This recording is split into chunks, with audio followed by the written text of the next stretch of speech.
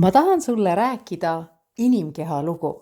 Võib-olla natukene teistmoodi, kui sa ehk mäletad oma bioloogiaõpikust, aga kindlasti on sul meeles, et me koosneme rakkudest. Me koosneme rakkudest nii, et tegelikult kõik meie koed, meie lihased, meie luud, meie aju, kõik veri kaasa arvatud koosneb rakkudest ja kui me vaatame ühte rakku kui eraldiseisvat üksust, siis tema läbilõikes, kui mikroskoobi jalga natukene teda suurendada, tulevad sul võib-olla ka tema nimetused meelde, aga küsid sina, mis puutub siia korter? Siia ta puutubki, et iga meie keharakk on justkui üks suur, aga võib-olla ka natukene väiksem, avatud planeeringuga korter.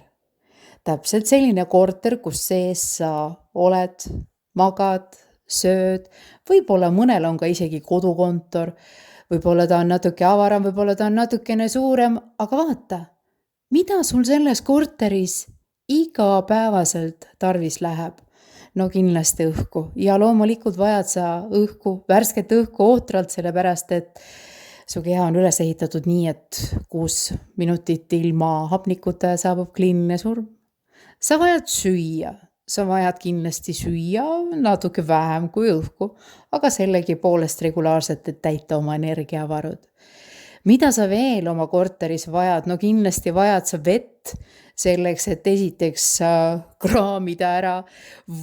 Sul on vaja vett ka selleks, et oma elutähtsad funktsioonid üleval hoida ja sul on vaja ohtrasti juhtmeid, et kogu see info ja kogu see organisatsioon seal kehas töötaks. Ja koristust on sul täpselt samamoodi vaja, et olla seest puhas ja armas.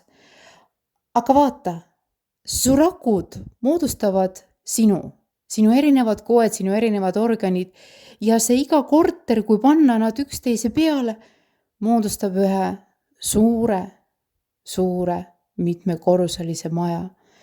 Ja kui sa juba hakkad oma keha kujutama ette, kui suurt, ütleme siis rakkude korterelamut, eks ju, mõni võib-olla ju vaata, kui suur. Tegelikult on meie igaühe keha palju suurem, sest meil on kuni 150 triljonit rakku ja nad elavad ja toimetavad seal 24/7.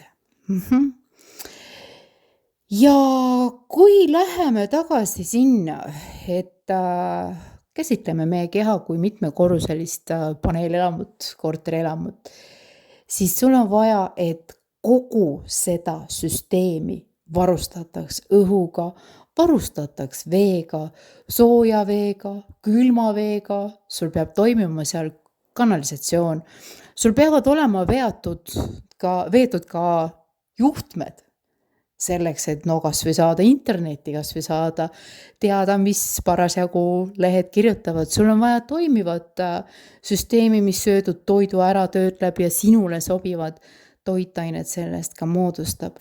Su keha on süsteemide ja funktsioonide väga hästi organiseeritud üksus.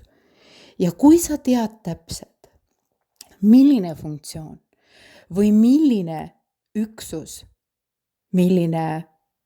üksuse osa näiteks mõne organi näol parasjagu lonkab või vajab putitamist või on korrast ära. Ma tahangi sulle täna tutvustada sinu keha kasutusjuhendit koos kõikide KKK-dega ehk küsimustega, kuidas sa seda paremaks teha saad.